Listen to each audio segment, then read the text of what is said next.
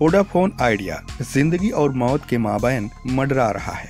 एक तरफ अभी भी 27.2 करोड़ हिंदुस्तानी उसकी सर्विस का इस्तेमाल कर रहे हैं, लेकिन दूसरी तरफ उनको 58,000 करोड़ रुपए का भारी AGR जुर्माना अदा करना पड़ रहा है।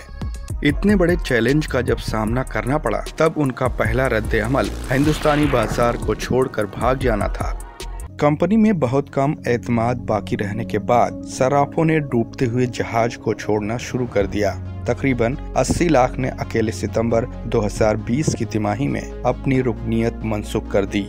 इसी मुद्दत के दौरान एयरटेल और जियो का बड़ा फायदा हुआ, लेकिन अब ऐसा लगता है कि वो एक नया गार्ड ले रहे हैं। पहले उन्होंने लंबे चौड़े वोडाफोन आइडिया का नाम बदलकर VI रख दिया, फिर IPL का शरीक कफील बनकर 220 करोड़ रुपए खर्च किए, जैसे सभी को ऐलान कर रहे हों कि वो अब भी मार्केट में मौजूद हैं। वो इतनी यकीन दहानी दे पाए कि कुछ अमेरिकी फंड ने VI को 15,000 करोड़ तक का लाइन ऑफ क्रेडिट भी दे दिया। फिर भी आगे का काम मुश्किल है, क्योंकि ग्राहक उन्हें लगातार छोड़ रहे हैं, और क्या वो खुद को बरकरार रखने के काबिल होंगे, कोई भी मुमकिना तौर पर अंदाजा नहीं लगा सकता। बदकिस्मती से हिंदुस्तान का निहायत अहम सेक्टर, जो हमारे डिजिटल दौर की रीढ़ की हड्डी समझा जाता है, नाकामियों और कुल 2,15,000 करोड़ बैंक कर्ज के नुकायस से भरा है। इसमें AGR तमाशा खास तौर पर हुकूमत के नक्शे कदमों पर डाली जा सकती है, जिन्होंने खुद फौरी फैसले करने के बजाय अदलिया को ये जिम्मेदारी सौंपी। AGR रेडियो लहरों की फरोख्त से जुड़ा हुआ है, एक रोशनी का पोशीदा स्पेक्ट्रम जो हर जगह हर चीज से गुजरती है। इस स्पेक्ट्रम को मुख्तलिफ बैंड में तकसीम किया गया है, हर एक की अपनी अलग अफादियत और रफ्तार है। इब्तदाई तौर पर स्पेक्ट्रम फीस टेलीकॉम लाइसेंस फी आला कीमतों पर फरोख्त किया जाता था, जो काम शुरू करने से पहले आपको अदा करना पड़ता था। इसका मतलब ये था कि खिदमत को शुरू करने के लिए बहुत ज्यादा सरमायाकारी की जरूरत थी। यही वजह है कि जब मुल्क में सबसे पहले 31 जुलाई 1995 को मोबाइल टेलीफोनी की गई थी, तब कॉल की नर्ख 24 रुपए फी मिनट थी। आला इब्तदाई सरमायाकारी के इस मसले को हल करने के लिए 1999 में अटल बिहारी वाजपेयी की BJP हुकूमत ने एक महसूल तकसीम करने का मॉडल पेश किया, जहां टेलीकॉम कंपनियां अपनी कमाई का 8% हिस्सा लाइसेंस फीस और 3 से 5% स्पेक्ट्रम इस्तेमाल की फीस की शक्ल में अदा करती थीं। कमाते रहो, अदायगी करो। लेकिन 6 साल बाद महकमा टेली मवासलात ने टेलीकॉम कंपनियों ने इस बारे में इख्तलाफ जाहिर किया कि किस तरह department of telecommunication DOT की आमदनी का हिसाब किताब किया जाए। DOT चाहता था कि टेलीकॉम कंपनियां अपनी तमाम आमदनी टेलीकॉम और नॉन टेलीकॉम की बुनियाद पर फीस अदा करें, लेकिन टेलीकॉम कंपनियां अभी तक सिर्फ उनकी टेलीकॉम आमदनी पर लाइसेंस फीस अदा कर रही थीं। लिहाजा टेलीकॉम कंपनियों ने एक ग्रुप COAI में शामिल होकर हुकूमत के इस फैसले के खिलाफ TDSAT के पास एक मुकदमा दर्ज किया, जो कि उस शूबे से मुताल्लिक मुद्दों से निपटने के लिए खुसूसी तौर पर 2000 में तश्कील दिया गया था। 2 साल बाद 2007 में TDSAT ने हुकूमत के खिलाफ फैसला दिया। मजमुई महसूल से मुराद तमाम महसूल है, लेकिन कुछ एतराज के साथ। इसे उन्होंने AGR एडजस्टेड ग्रॉस रेवेन्यू कहा। लेकिन डॉक्टर मनमोहन सिंह की हुकूमत को ये फैसला पसंद नहीं आया और उन्होंने सुप्रीम कोर्ट में अपील की, जिसने गेंद को वापस हुकूमत के दरबार में पहुंचाया। TDSAT को फैसला करने दें। हुकूमत और सुप्रीम कोर्ट के माबैन ये पिंग पोंग लड़ाई कुछ सालों तक जारी रही। इन सभी के दरमियान 2010 में 2G नीलामी से मुंसलिक 1,76,000 करोड़ रुपए के स्कैम में UPA के टेली मवासलात के वजीर A राजा का नाम रोशनी में ला दिया। इन इल्जामात के हलचल के दौरान 2011 में सुप्रीम कोर्ट ने उनकी इब्तदाई सिफारिश को कलादम कर दिया। TDSAT के पास लाइसेंस के शरायत और शरायत की सदाकत के बारे में फैसला करने का कोई अख्तियार नहीं था। टेलीकॉम कंपनियों ने इस फैसले की अपील की, लेकिन 8 साल बाद अक्टूबर 2019 में सुप्रीम कोर्ट ने पिछले फैसले को बरकरार रखा। फीस तमाम महसूलात पर मबनी होनी चाहिए, इसमें कोई रियायत नहीं हो सकती। इस सख्त फैसले का मतलब ये था कि टेलीकॉम कंपनियों पर अब 1,47,000 करोड़ रुपए वाजिब अलादा है, जिसमें से सिर्फ 47% जुर्माना और सूद था। ये जानते हुए कि टेलीकॉम सेक्टर में हजारों मुलाजिमतों को खतरा लाहक था, मोदी सरकार जवाबदेही उठाने के लिए तैयार थी।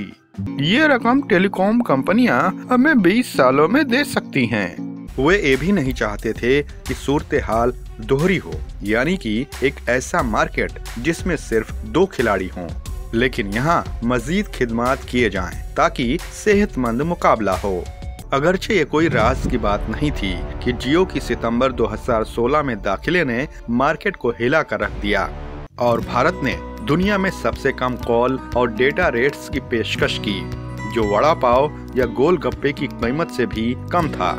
जियो ऐसा करने में कामयाब रहा क्योंकि उन पर 3G और 4G की आला लाइसेंस फीस का बोझ नहीं था, जिसकी नीलामी 2G स्कैम 2010 की पसमंजर में की गई थी, जहां 1.76 लाख करोड़ों का एदादो शुमार बढ़ा चढ़ाकर पेश किया गया था और ए राजा को बाद में दिसंबर 2017 में बरी भी कर दिया गया।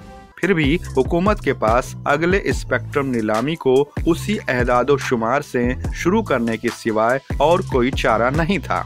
ऐसा न हो कि उन पर एक बार फिर से बदउनवानी का इल्जाम लगाया जाए। लिहाजा इसके बावजूद कि उन्होंने लाइसेंस फीस को 5,63,000 करोड़ रुपए कमाने का हदफ मुकर्रर किया था, कोई भी इस आला कीमत को अदा करने के लिए तैयार नहीं था और आखिरकार वो उसमें से सिर्फ 10% से ज्यादा वसूल करने में कामयाब होगा, जबकि VI बहुत मुश्किल से बच गया। एयरटेल भी पिछले कुछ सालों में आसानी से मुनाफा कमाने में कामयाब नहीं रहा। इस तरह की एक सीरीज में टेलीकॉम सेक्टर की हालत जार और अब AGR ने टेलको की मुश्किलातों पर मजीद दबाव डाला, जिसके पास अब फीस अदा करने के अलावा और कोई चारा नहीं था। एयरटेल ने 1/3 से ज्यादा अदायगी की है, जबकि VI ने सिर्फ 15% अदा किया है। जियो ने अपनी छोटी मोटी रकम 195 करोड़ रुपए दे दी है, लेकिन अब अदालत चाहती है कि 2016 के बाद से उन्होंने आरकाम के हिस्से से इस्तेमाल किया वे उस स्पेक्ट्रम का भी जुर्माना अदा करें। 31,500 करोड़। सरकारी तेल, गैस और बिजली कंपनियां जिन्होंने अपनी लाइनों के साथ टेलीकॉम इंफ्रास्ट्रक्चर कायम करने का मंसूबा बनाया था और स्पेक्ट्रम खरीदे थे, उन्हें भी अदा करने को कहा गया। लेकिन जबकि DOT ने सरकारी कंपनियों से AGR का मुतालबा वापस ले लिया और सुप्रीम कोर्ट ने भी इस पर इत्तेफाक किया, वे निजी शूबे की टेलीकॉम कंपनियों के साथ ऐसी कोई हमदर्दी जाहिर नहीं की। तमाम इमदाद के तौर पर सुप्रीम कोर्ट ने टेलीकॉम कंपनियों को अपने वजबात पूरा करने के लिए 10 साल का वक्त दिया, फी साल 10%। VI की बका अब कुछ अवामल पर मुनहसर है। नंबर 1, कितनी जल्दी उनके 2G सब्सक्राइबर बेस 166 मिलियन, जो बहुत कम खर्च करने की ताकत रखता है, ARPU 4G में स्विच कर ले, क्योंकि उनके 27.2 करोड़ सार्फिन में से 60% फीचर फोन का इस्तेमाल करते हैं। VI का ARPU 119 है, जो भारती एयरटेल 162 और रिलायंस जियो 145 से बहुत कम है। ARPU फी सार्फिन औसत आमदनी में हर 10 रुपए का इजाफा होता है, साल में तकरीबन 3,000 करोड़ रुपए का कैश फ्लो तैयार करता है। नंबर 2, VI कीमतों में कितना इजाफा कर सकता है, लेकिन इस मामले में वो जियो के जरिए महदूद है, जिसके पास अब इतना पैसा मिल चुका है कि अब वो कीमत बढ़ाने में कोई जल्दबाजी नहीं कर रहा। VI का जिक्र छोड़ो, एयरटेल भी अब एक्साइटेड है। ARPU को जल्द 200 तक जाना चाहिए और जल्द ही 300 रुपए तक पहुंचना चाहिए।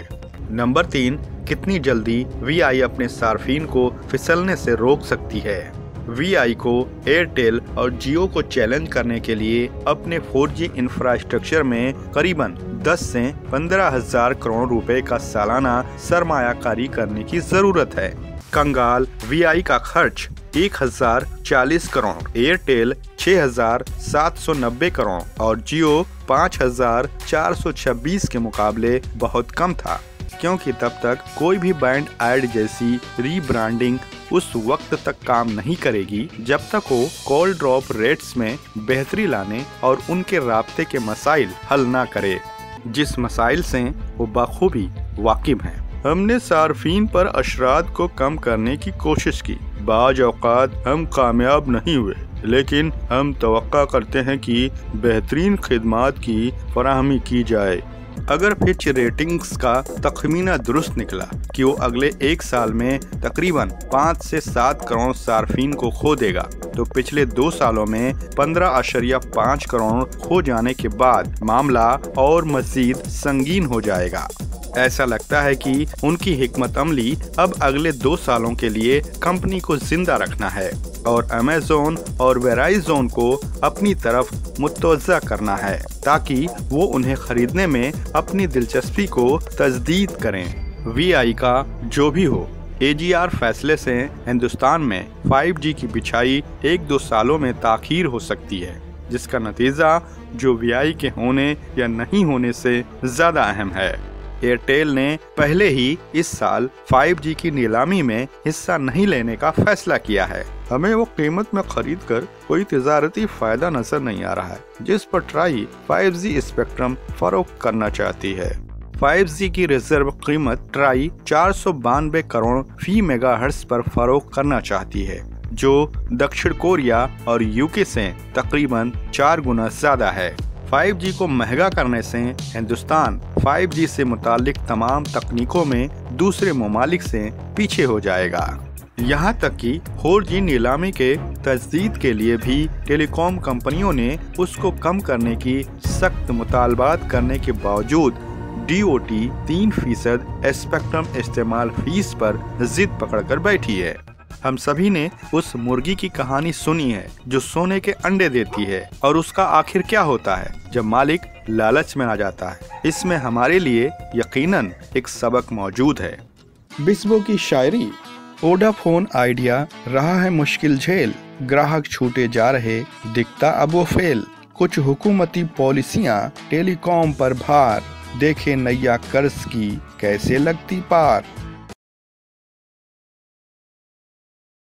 अगर आपको हमारी कहानी पसंद आई तो सब्सक्राइब करें बिस्बो चैनल को और साइड के बेल आइकन को क्लिक करना मत भूलिए, ताकि आपको मिल सके हमारे ताज़ा तरीन वीडियो सबसे पहले।